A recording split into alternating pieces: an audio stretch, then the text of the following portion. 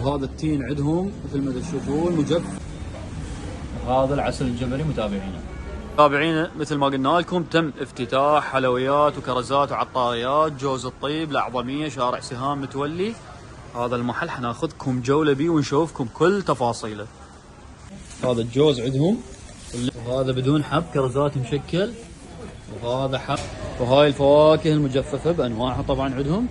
هذا الأناناس والأفوكادو، جوز هند، قشور السندي، أناناس، زنجبيل. عندنا زيت الزيتون والعسل ودبس الرمان. هذا العسل الجبلي، وهذا العسل الجبلي متابعينا، وهذا زيت الزيتون البكر. هذه خلطات للشعر، هذه للتساقط، وهذا مقوي للشعر. هاي القهوة الكولومبي، هاي طحن قدامكم متابعينا. هاي انواع القهوة. هذا البرازيلي. ملاحظة هذا الشاي لازم تجربوه، وشي كلش مرتب. بعد ما طحنا شوف هذا طلعت عندنا الانواع حسب طلبكم وحسب رغبتكم. متابعين خلطة المتي، وهاي كوب المتي وادواته، كل شيء جاهز.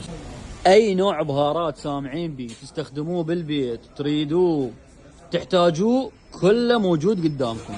هذا قسم كله بهارات، تشوفون كل انواع البهارات والخلطات موجودة عندهم.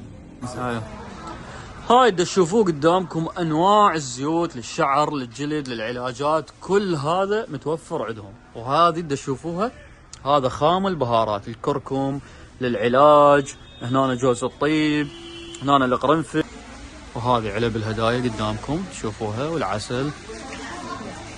قد محل كلش حلو، راح تستمتعون به اذا تجون تسوقون يمه.